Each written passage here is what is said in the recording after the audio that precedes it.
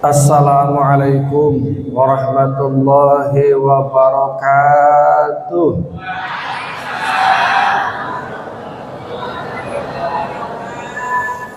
Bismillah walhamdulillah wassalatu wassalamu ala sayyidina Muhammad ibn Abdillah Rasulillah sallallahu alaihi wasallam wa ala alihi wa ashabihi wa man tabi'a sunnatahu wa jama'atah min yaumina hadha ila yaumil ba'thi wan nahdah.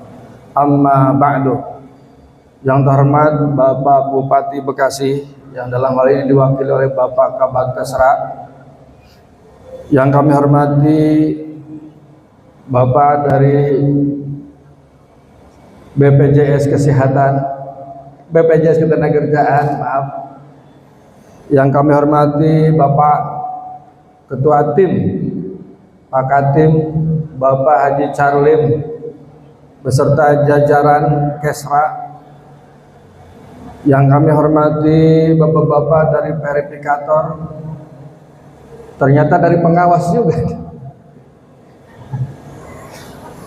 Bapak-bapak dan ibu-ibu hadirin yang saya doakan, mudah-mudahan dipanjangkan umurnya, disehatkan badannya, diluaskan rezekinya, dicukupkan kebutuhannya, dilunaskan hutang-hutangnya,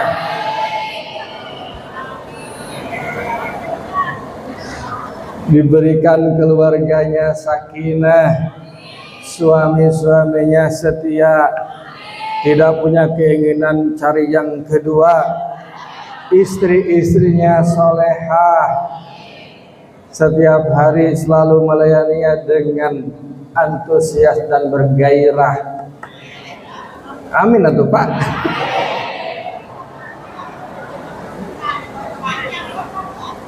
Diberikan keturunan soleh dan solehah. Jikapun kita suatu saat nanti dipanggil Allah, mudah-mudahan dalam keadaan husnul khatimah. Bapak Ibu, sebelum kita lanjut, mari kita doakan kirim Al-Fatihah untuk orang tua kita, orang-orang tua kita, dan untuk guru-guru kita. Mudah-mudahan Allah tempatkan di tempat yang mulia.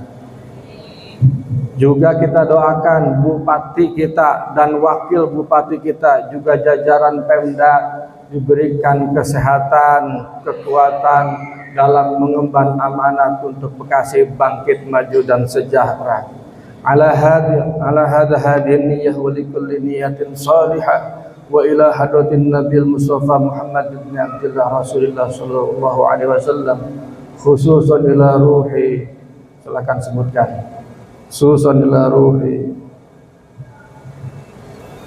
wa jami'il muslimina wal muslimat wal mu'minina wal mu'minat min ummati Muhammadin sallallahu alaihi wasallam, min masyariqil ardi ila maghribiha, barriha wa bahriha ila makana wa kana al-kainu fi 'ilmik wa halat arwahum bi rahmatika ya arhamar rahimin. Al-Fatihah. A'udzu billahi minasy syaithanir rajim. Bismillahirrahmanirrahim. Alhamdulillahi rabbil alamin arrahmanir rahim maliki yaumiddin. Iyyaka na'budu wa iyyaka nasta'in. Ihdinas siratal mustaqim. Shiratal ladzina an'amta 'alaihim ghairil maghdubi 'alaihim waladdallin. Rabbi ighfir lana wa liwalidayna amin. Ibu-ibu sehat semuanya. Bapak-bapak sehat? Masih kuat? Kuat naon? Izin saya berdiri di antara bapak ibu yang sedang duduk supaya kelihatan gitu lah. Tapi biasanya kalau lewat 10 menit ada gejala mual-mual, ya segera keluar. Jadi kalau melihat saya lama-lama biasanya agak mual.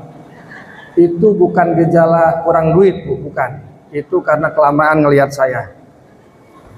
Saya rekam, nanti biasanya suka saya masukkan ke YouTube untuk evaluasi saya ngomong udah bener apa belum. Gitu ya. Bapak sehat, Pak? Itu materinya jauh sono ya, nggak kelihatan.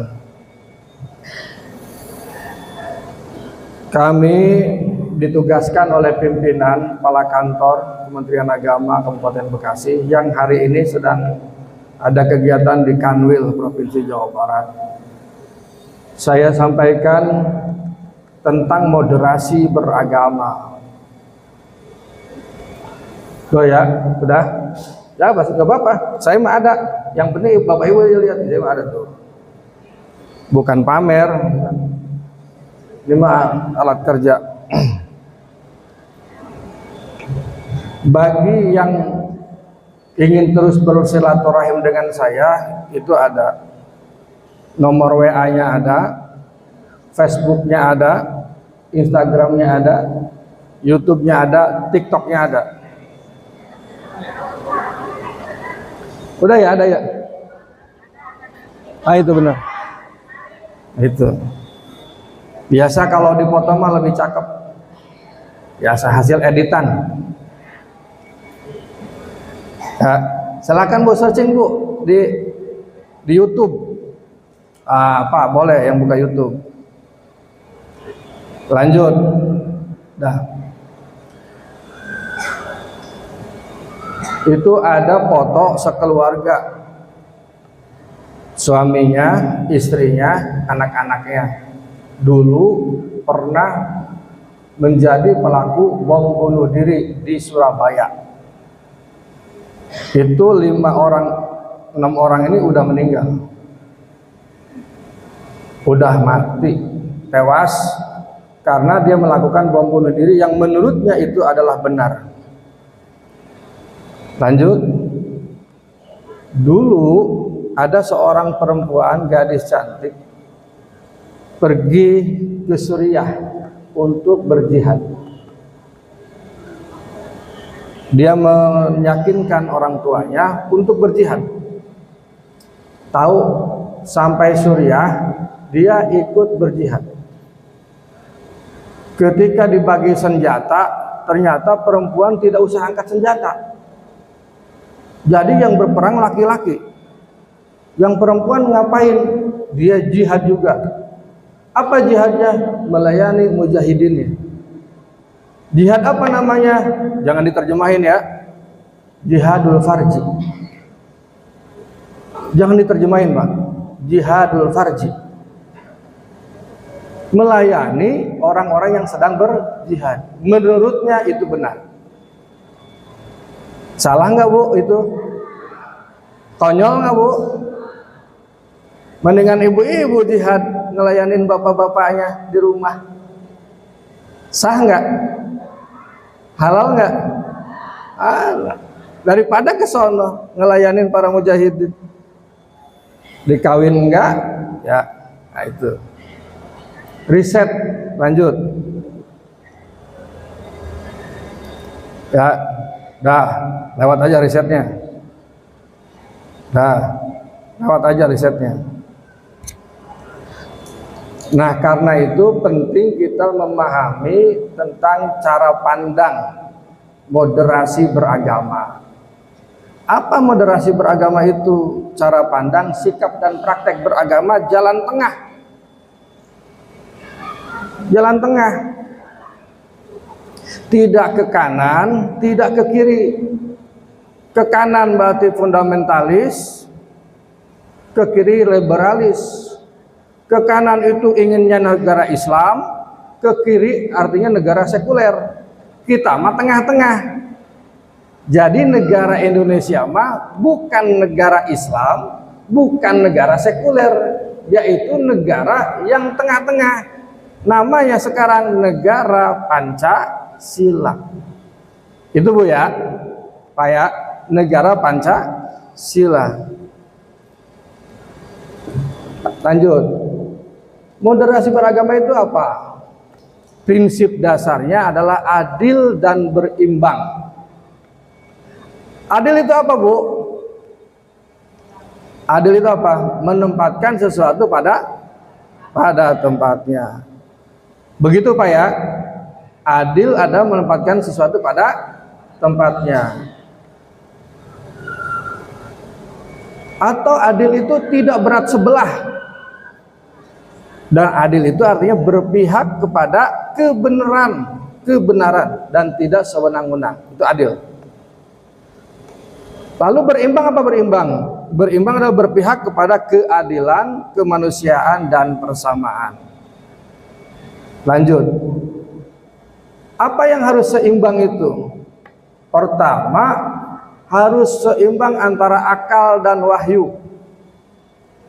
Antara akal dan wahyu. Antara akal dengan Al-Quran lah gitu, kira-kira begitu. Kadang orang memahami Al-Quran itu sesuai dengan apa yang pengetahuannya. Contoh, orang-orang yang tadi bom bunuh diri, dia memahami bahwa negara ini harus negara Islam. Karena negara ini tidak negara Islam, maka disebut dengan togut atau negara kafir. Jadi kita punya negara dari zaman Bung Karno sampai kemudian dilanjutkan sama Pak Harto, dilanjutkan sama Habibie, dilanjutkan sama Gus Dur, dilanjut sama Megawati, dilanjut sama SBY, dilanjut sama Pak Jokowi, sekarang Pak Prabowo, itu semuanya togut kata dia. Togut itu apa? Togut itu setan yang harus diperangi. Sehingga dia pusing sendiri, akhirnya melakukan bom bunuh diri. Orang di luar kelompoknya adalah orang yang salah. Kenapa? Karena dia memahami ayat Al-Quran. Nih poin pentingnya. Ayat Al-Quran, wa man lam yahkum bima anzalallahu faulaika humul kafirun. Kalau diterjemahkan kira-kira begini, wa man lam yahkum, dan barang siapa yang tidak berhukumkan bima anzalallah, dengan apa yang diturunkan Allah, faulaika humul kafirun, maka mereka termasuk orang-orang kafir. Ketika ngelihat negara Indonesia berdasar hukum Pancasila, tidak berarti tidak berdasarkan Islam menurutnya, maka itu dianggap negara kafir dan boleh penguasanya diperangi, perangkat penguasanya diperangi. Penguasanya siapa? Presiden dari ke bawah. Perangkatnya apa? TNI, Polri, ASN harus diperangi. Terus kalau yang nerima bantuan tiap bulan kayak begini, masuk juga togut karena nerima duit negara. Oh, ngeri nggak Pak?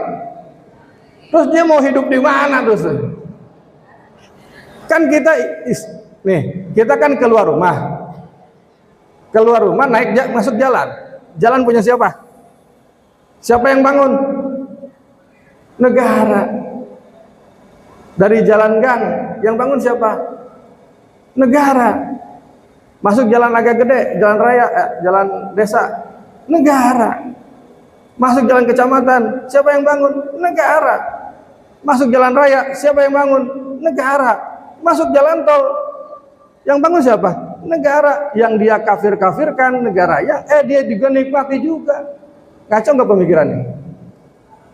Ngaco nggak? Nah, karena itu dia salah memahaminya. Dia nggak baca Al-Quran dengan asbabun nuzulnya. Apa bu asbabun nuzul? Para kiai mohon izin saya, kalau guru seilmu tolong jangan diganggu ya. Ini mah lagi cerita saja saya mah ya. Tidak sedang mengajari Bapak Ibu, tidak. Lanjut nggak? Lanjut nggak? Jud. Lanjut nggak? Jud. Ibu-ibu dengerin jud.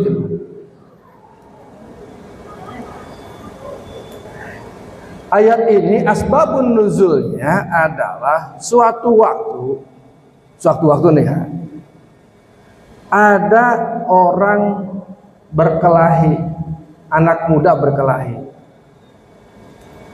Satu, kalau di Arab itu kan ada yang namanya kabilah, ya suku, satu suku. Perang antara bukan perang, berkelahi antara dua anak muda, ya suku A dengan suku B lah anggap gitu. Ternyata suku B mati. Suku B mati karena dibacok. Suku B kemudian orang tuanya menuntut kepada suku A, ke bapaknya suku A. Tuntutannya 3. Saya tidak mau tahu. Pokoknya saya menuntut Anda satu, menghidupkan kembali anak saya. Kira-kira bisa nggak? Bisa nggak ngidupin orang yang udah mati? Nggak. Oh, nggak bisa. Karena kalau orang sudah mati, ya sudah, nggak bisa dibangkitkan. Kecuali nanti yaumul kiamah. Ya sudah kalau begitu. Yang kedua, penuhi rumah saya dengan bintang-bintang di langit. Sebagai pengganti anak saya yang hilang, dia hidup sebagai bintang. Bintang itu harus ada di rumah saya. Bisa nggak kira-kira? Bisa nggak? Nggak bisa. Jadi tuntutannya tidak realistis. Terus yang ketiga, kalau kamu tidak sanggup juga, kamu, istrimu, keluargamu, dan seluruh keturunanmu akan saya bunuh. Adil tidak? Tidak adil. Sementara dalam Al-Quran sudah ada hukum yang namanya hukum qisas. Kalau orang mati, maka hukumannya maksimal adalah mati, dipidana mati. Ya kan gitu? Sehingga balasan itu harusnya setimpal. Tetapi cara berpikir orang jahiliyah itu, waktu itu orang Mekah itu, dia harus membalas bahwa balasan itu harus lebih kejam dan harus lebih besar dan harus lebih menyakitkan. Ya kan? Maka turunlah ayat ini. Kalau kamu mau menuntut hukuman atas pidana orang lain, atas kejahatan orang lain, maka hukumlah dengan setimpal dan tidak boleh ada dendam di antara kalian. Maka memaafkan jauh lebih Allah hargai daripada kamu membalasnya. Ayat Qur'annya begitu. Nah, yang hadir sekarang paham ya? Jadi kalau ada orang yang bilang pakai ayat Quran, biasanya yang begitu pakai ayat Quran. Wa man lam yahkum bima anzalallah fa ulaika humul kafirun. Ada lagi berikutnya fa ulaika humuz zalimun. Fa ulaika humul munafiqun. Ada kalau salah ada 3. Jadi sekarang kita tahu bahwa memahami agama itu harusnya pakai akal. Rasional enggak? Gitu. Jadi serius ya. Jadi serius ini. Iya. Ini belum ngegas ini, belum. Jadi akal dan wahyu harus seimbang. Jadi jangan orang itu kadang-kadang ada orang sedikit-sedikit ngedalil Quran, sedikit-sedikit ngedalil Quran, padahal dia juga tidak paham Quran. Gitu. Seimbang antara apa lagi? Antara jasmani dan rohani. Ya, seimbang antara jasmani dan rohani. Badan ini perlu makan. Rohani ini perlu mendapatkan makanan spiritual. Jadi kalau misalkan kita ibadah pun harus diimbangi dengan kesehatan. Orang yang bisa melaksanakan sholat adalah orang yang memang sehat.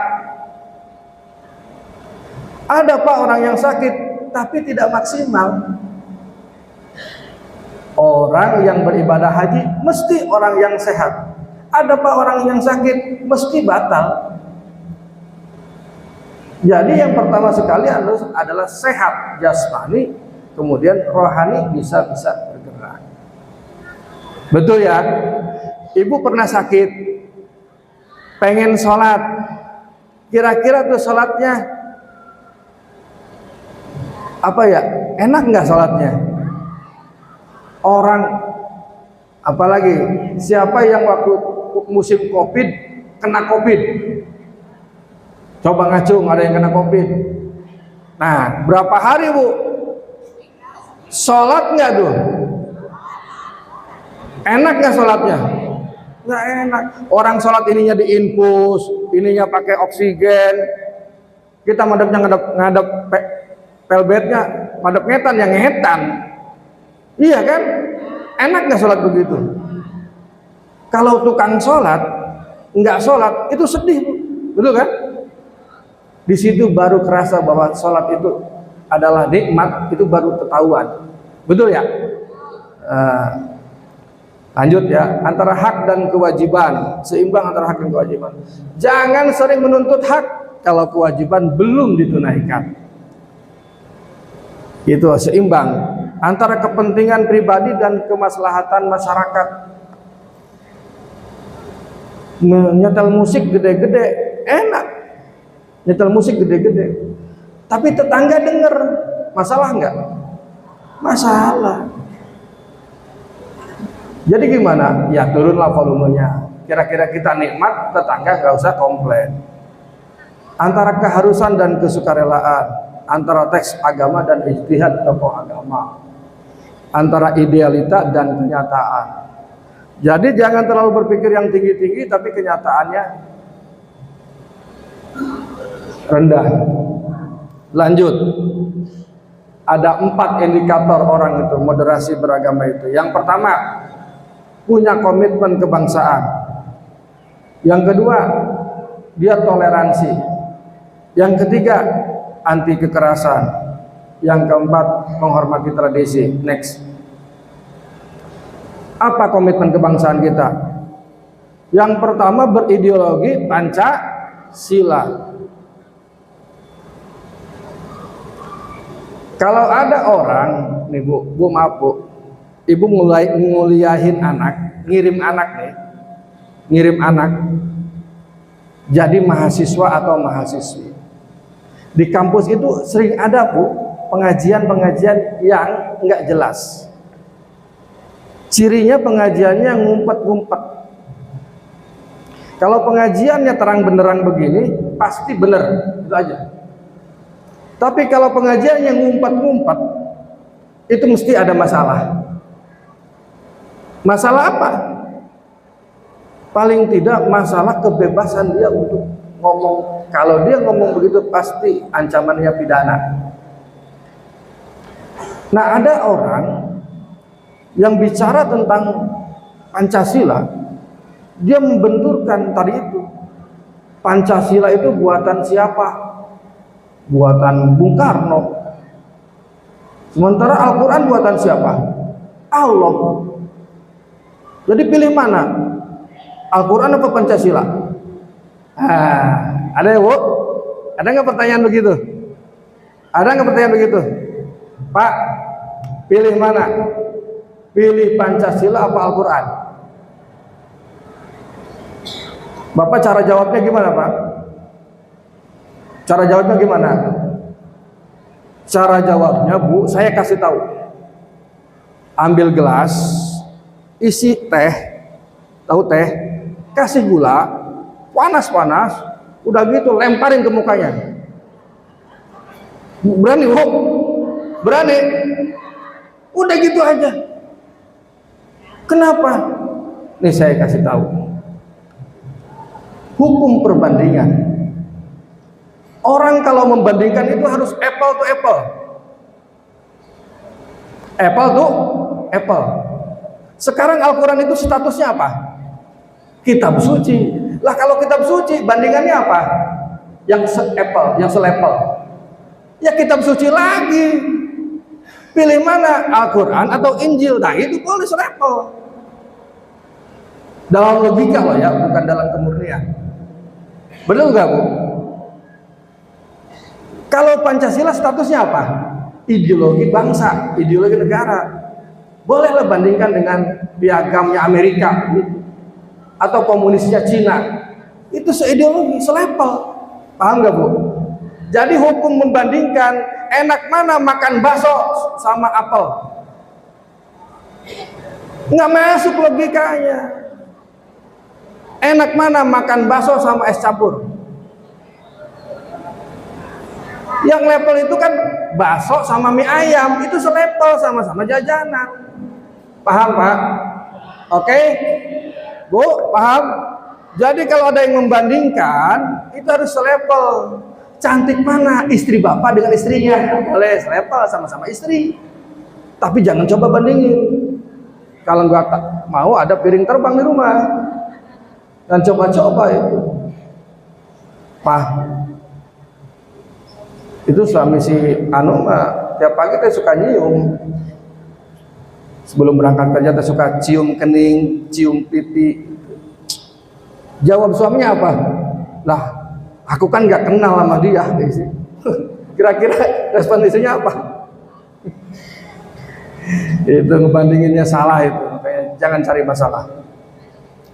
Pokoknya jangan pernah cari masalah sama ras terkuat di dunia.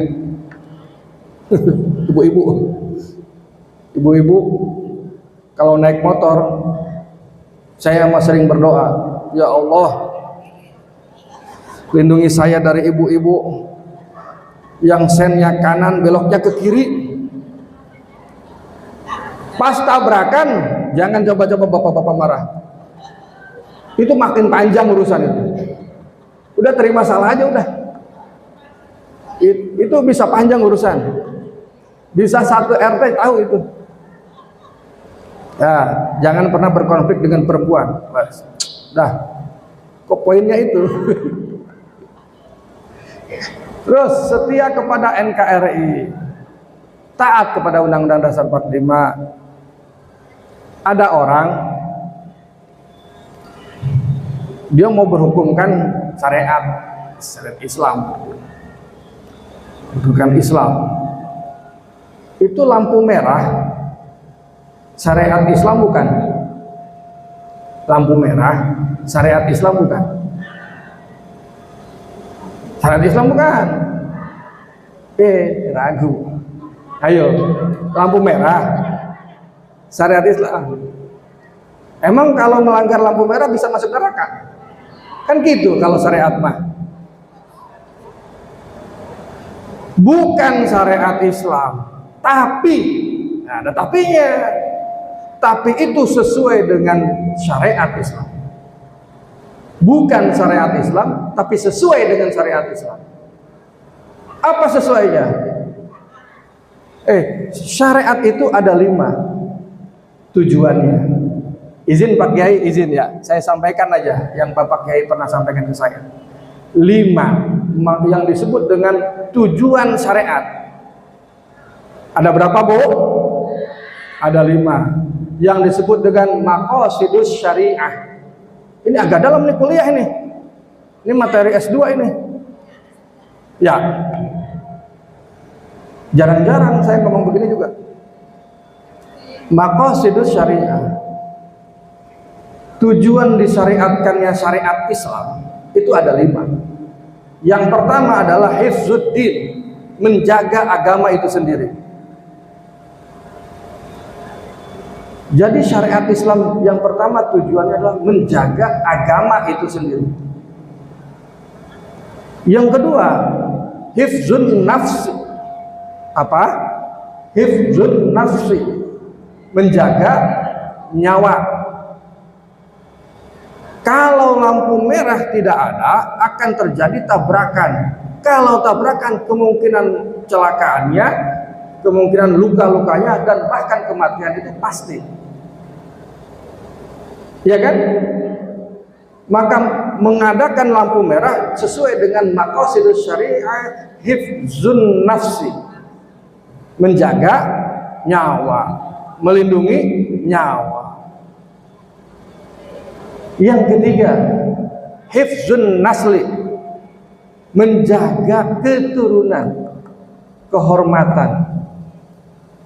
Bapak Ibu, saya mau tanya izin. Ibu dulu menikah sama bapaknya menurut syariat Islam bukan?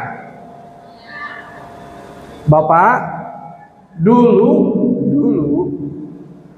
menikah dengan istri itu syariat Islam bukan? Iya, syariat Islam. Betul? Karena bapak ibu kalau tidak menikah menurut syariat Islam, berarti pernikahannya tidak sah. Betul kan? Betul kan? Karena itu syariat Islam ini kemudian dijadikan undang-undang. Undang-undang nomor 1 tahun 1974. Namanya Undang-Undang Perkawinan. Masuk hukum positif. Syariat Islam masuk hukum Indonesia. Keren nggak? Keren. Nah, akhirnya bapak ibu menikah dengan syariat Islam. Itu namanya hifzun nasli, menjaga keturunan, menjaga kehormatan. Saya kira itu saja yang bisa saya sampaikan. Dua lagi. Waduh, dua lagi. Yang keempat, hifzul mal, menjaga harta. Cara yang sah mendapatkan harta orang lain adalah dengan cara membelinya, betul nggak? Jadi jual beli itu sah dan cara terhormat untuk memiliki harta orang lain. Kalau misalkan orang datang menguasai harta kita, namanya apa? Namanya apa? Bisa mencuri, bisa nyerobot, bisa merampok, bisa ngebegal. Karena itu masuk pidana, adalah namanya hukum pidana. Orang yang merugikan orang lain dipidana. Jadi hukum Islam sudah masuk kepada hukum Indonesia. Keren nggak? Ini negara ini bagus sih desainnya. Itu syariat. Nah, satu lagi apa ya? Hifzul aqli. Nuhun Kiai. Saya ini aja mancing. Hifzul aqli, menjaga akal. Ya urutannya agak acak. Menjaga akal. Karena itu minuman keras itu dilarang oleh syariat Islam. Tapi zaman Nabi belum ada narkoba, belum ada sabu-sabu.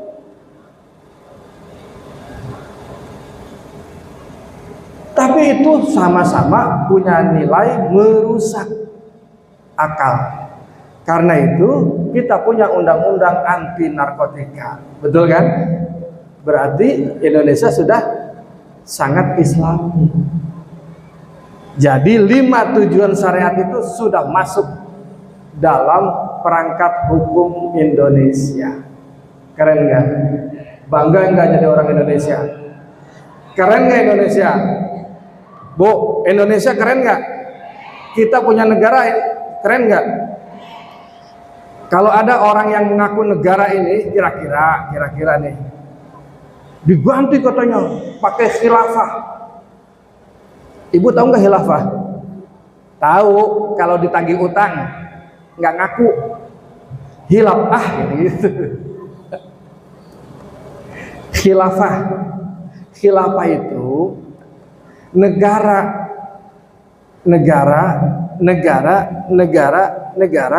pemimpinnya satu. Ngerti nggak? Ada negara misalkan ada Indonesia, Brunei, Malaysia, Singapura, Thailand, Myanmar, apalagi Filipina, masuk kemudian India, Sri Lanka, Nepal, Suriah, Sudan, Yaman, Saudi, kemudian apa tuh PU, ya WA. Itu jadi satu dalam satu naungan khalifah. Jadi pengen kaya dulu, pengen kaya zaman Bani Abbasiyah. Kira-kira ya, jangan jauh-jauh negara dah. Kita punya rumah, Pak, kita punya rumah. Ini rumah kita, ini rumah adik kita, ini rumah tetangga kita, ini rumah saudara kita. Diaku sebagai rumah seorang yang baru datang, ikhlas nggak? Ikhlas nggak? Kemudian dia ngaku ini rumah dia, kitanya diusir. Ya bukan pengusiran ya ini bukan. Diusir. Enak nggak? Nah, mempertahankan negara ini kayak gitu, seperti kita mempertahankan rumah kita. Jangan sampai ada orang lain merasa paling berhak terhadap negara ini. Milu perang ente, punya sekolah enggak pernah, punya madrasah enggak, ngaku-ngaku pemilik negara ini.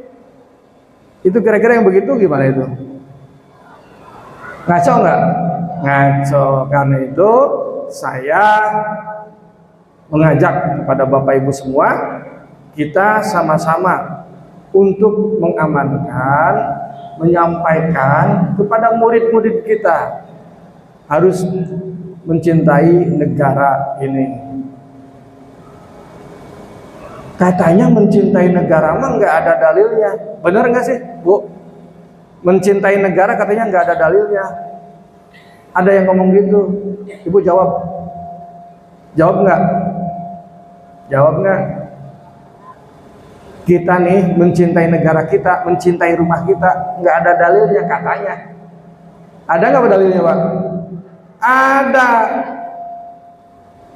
Nabi Muhammad itu sangat mencintai Mekah. Kenapa mencintai Mekah? Karena Mekah adalah tanah kelahirannya. Ada juga surat Wattini wa zaitun wa turi sinin wa hadzal baladil amin. Allah bersumpah dengan satu negeri, ya, wa hadzal baladil amin. Jadi itu adalah perintah bahwa kita harus mencintai baladil amin, negeri yang aman, negeri kita, negeri kelahiran kita, negeri di mana kita dibesarkan, dan mungkin negeri di mana kita akan menutup mata. Saya kira itu saja yang bisa kami sampaikan. Saya sudah melebihi target, harusnya jam 9:30 selesai. Takut ada di antara ibu-ibu terasa mual-mual, ya. Bapak-bapak apalagi, dia bocah itu. Saya kira itu. Bapak Ibu, terima kasih sudah bertemu dengan kami, dan saya sekali lagi mendoakan agar Bapak Ibu semuanya sukses. Sukses apa, Bu? Sukses. Isuk-isuk HS. Sukses apa sukses? Isuk-isuk HS. Sukses. Sukses itu artinya terwujudnya keinginan. Ibu punya keinginan apa? Terwujud, sukses. Pak Kesra punya keinginan hari ini ada kegiatan, kegiatannya terselenggara, berarti terwujud, sukses. Iya kan? Bapak pengen pengen punya anak, sukses. Anaknya sudah gede, pengen dikawinkan, sukses. Karena ngelihat anak kawin, pengen kawin lagi, cari istri lagi, diomelin sama istrinya, berarti tidak sukses. Karena ibu-ibu doanya mustajab. Terima kasih atas segala perhatiannya. Mohon maaf atas segala kekurangannya. Saya tutup. Wallahul muwaffiq ila aqwamit thoriq. Wassalamualaikum warahmatullahi wabarakatuh.